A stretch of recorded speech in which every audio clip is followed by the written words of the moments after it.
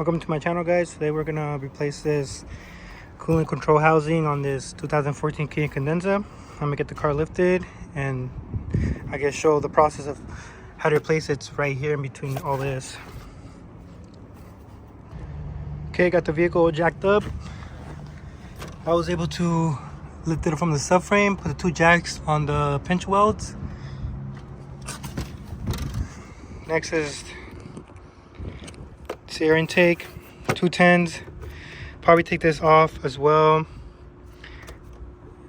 just to make some room to get to it. Okay, got this air intake duct out of the way. There you can see where it's leaking. Okay, got the air intake duct off. Now you can see it. This connects to two banks together, so you're gonna have to make some room to take this off, most likely this.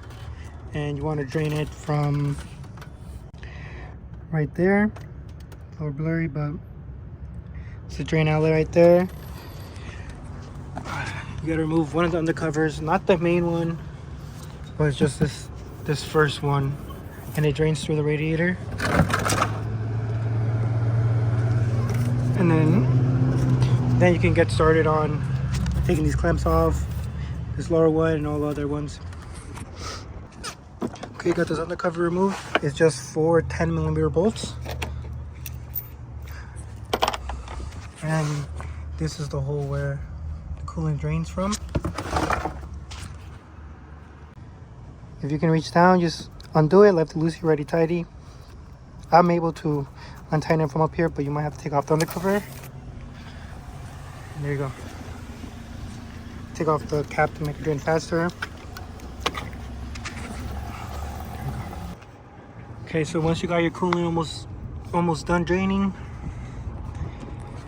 you want to start disassembling this. It's going to be the two main hoses. There's 4 smaller hoses on the back side, 2 bolts to hold this harness in, and you got, I think, 6 bolts that hold. You got 3 bolts here and 3 bolts back there.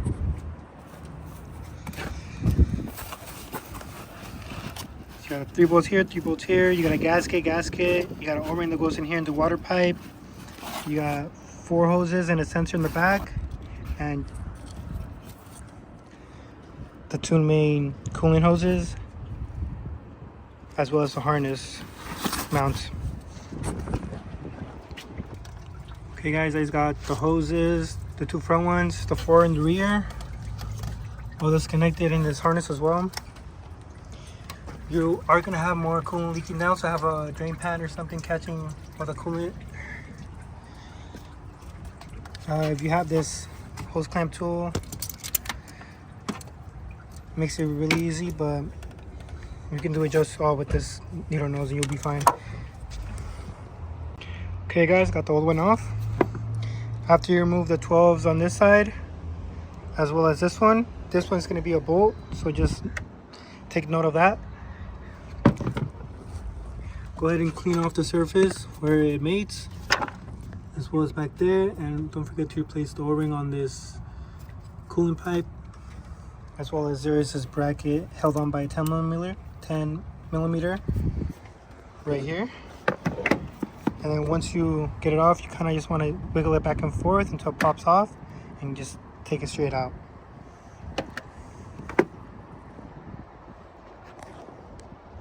Okay, I just finished up cleaning up the mating surfaces for the coolant gaskets. Kind of want to get a brass or steel brush and just kind of clean off any old gasket material on both sides, and as well as the coolant pipe right here. Kind of clean off, make sure there's nothing in the little ridge where the O-ring goes, and just hit it with some brake clean, wipe it off, and then install your new parts. So my kit didn't come, or my assembly didn't come with the O-ring that goes in here, goes on that pipe. So I'm just gonna match it up on this kit that I got from Harbor Freight, see how that goes. Just kind of want to see which one's the same size. Looks like that one fits pretty good, so I'm gonna go ahead with this one and put it on. Oh, another tip is when you're installing this, put some petroleum jelly on that, just so it slides in nice and good, and when you're sliding this on, it doesn't catch or, you know, tear, cut the O-ring. Okay guys, I got this installed. I got the 4 nuts and the 2 bolts ran down. I'm going to torque it. I found this diagram off of forum. I'm going to go according off to that. So I'm going to go ahead and torque this. And then start putting it back together, all the hoses and all that. Okay guys, got it all torqued. Used a long extension and a deep 12 for this side. And a short extension and a 12 for this side. It's pretty easy to torque this. As long as you take off the air intake, it makes a lot of room for it. Next is to connect all these hoses, the 4 hoses in the back, as well as the sensor, the connector for the sensor, the harness, the 2 hoses, and don't forget about the bracket. Just basically do everything in reverse order.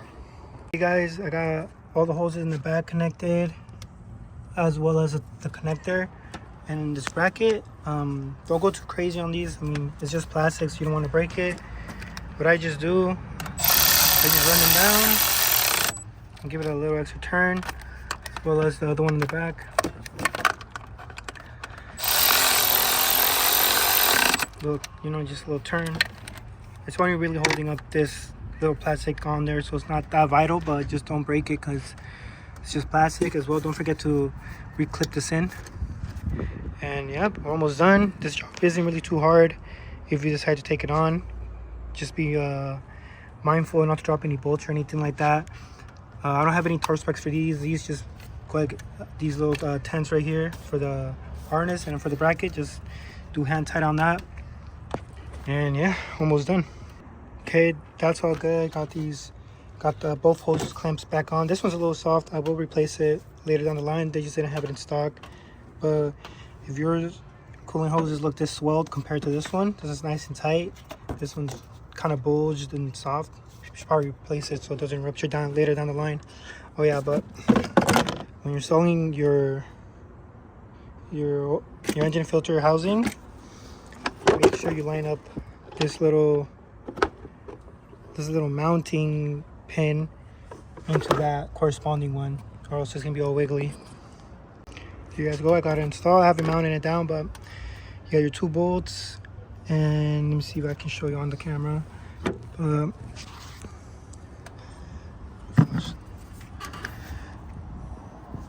can kind of see it right there. You want to make sure that's all in there in that plastic grommet. It's pretty stable, and you want to use the longer 2 bolts. Right, this is for your air intake duct, and this is for the actual. The longer ones are for the actual air filter housing. Okay, I got all this stuff set up. Got the battery mounted. Make sure, you know, when you tighten them, make sure they're not twisting. They're all good. I'm gonna leave the air intake duct off for now, just so I can double check it's not leaking. Get your coolant funnel bleeding or set up on the thing, set up on the radiator. This is the setup I'm using. Most all these coolant bleeding funnels come with the same stuff. Just want to make sure it's nice and tight, or else it starts leaking out through here. Okay, and obviously before you start filling, you want to double check that you have your radiator drain fully closed. I'm just double checking it, but I know I did mine already. Okay, that's all good, nice and tight. You want to fill your coolant nice and slowly. And yeah. Okay guys, I did the pre-fill. Now it's just time to turn the car on and bleed it. I like to just press these hoses, kind of try to get any bubbles out of there that I can before I start the car. But yeah, it's time to start the car and start the bleeding process. Okay guys, so to bleed this car, I didn't really find anything like special about it. It seems like it's just a pretty basic bleeding procedure. There's no bleeder valves that I could find just looking around, and there's nothing electronically controlled that you got to do. So up in the car. Oh shit, 1 second guys. Okay, I got the key. Start this boy up. Okay. Oh, it has automatic things. Oh, it feels a little shaky. It has a misfire or something, but let's see what's going on. So you want to turn your heaters, you want to turn your heater control fan down to low, and you want to turn on the hottest setting because you want to bleed the air out of the heater core. So I'll put it pretty low. I have it both on high, and I'm just gonna wait for this to get a little hotter, for that thermostat to open up. Don't forget to roll down the window. You don't want to lock yourself out accidentally. And then you want to keep eye on this, make sure it doesn't get too low, and as well as inspect your work, make sure there's no leaks or anything like that at all. And then I'll start recording once the car is bled a little better. So guys, if it starts smoking a little bit from back here, don't be alarmed. That's just coolant burning off from like the exhaust pipe, the coolant that we spilled. So it's gonna smoke. Just let it air itself out, let it smoke off, and you should be good. Don't stand too close. You don't want to breathe any of those vapors in. You guys, you want to, at this point, the car has been bleeding maybe for 15 minutes. Still throwing out pretty decent sized air bubbles.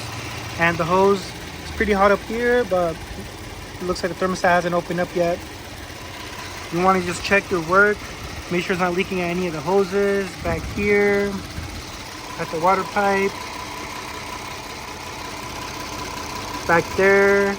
And all the 4 hoses, just check them individually. Try to get a good visual at and around them, just to make sure there's no water leaking. You still want to check it after we put the cap back on, just so the system's under pressure. But just kind of check your work, make sure there's no leaks. On mine, I'm pretty good right now. The car is almost up to operating temperature. Check your heater core. Mine's blowing pretty fucking hot, but the fans haven't cycled yet, so I'm just waiting for that and for the thermostat to open up.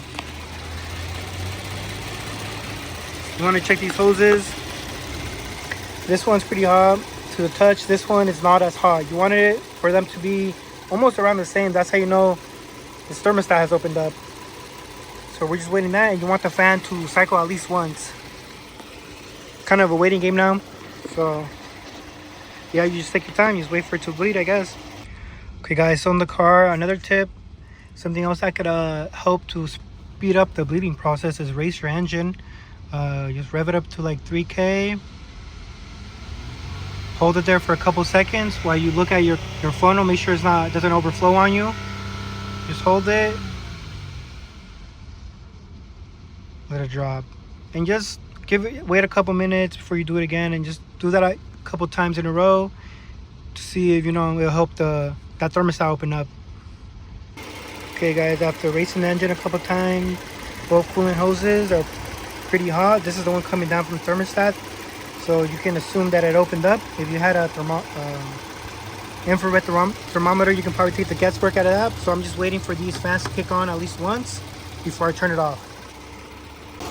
Okay guys, my fans finally started spinning, so I'm gonna let it cycle for a little bit longer, but I'm gonna turn it off.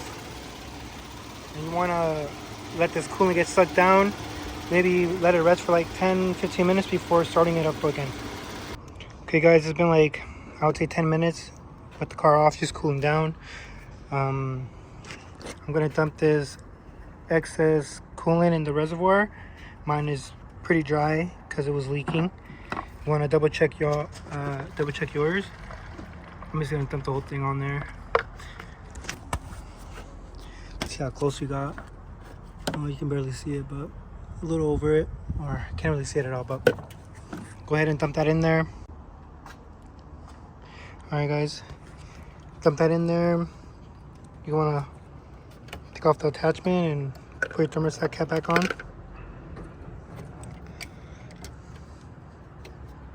There you go. And you want to do the same thing now, just with the thermostat hose on, so that the cooling system can build pressure. That's the best way to see if anything's going to leak. It's going to leak what's under pressure. So go ahead, do the same thing. Put your heater on the lowest setting. For some reason, this thing takes a little while to boot up.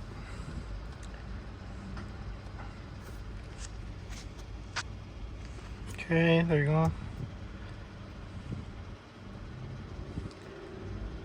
Okay, put it on the lowest setting or lowest setting.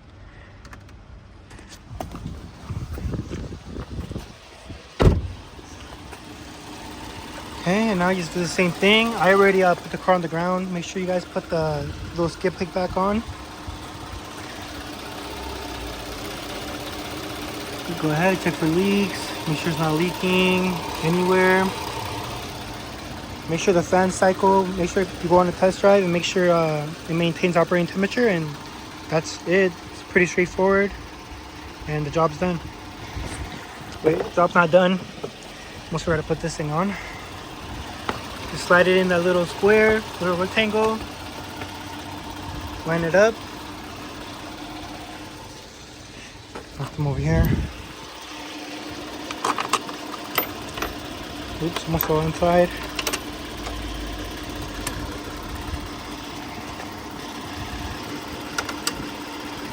Shit.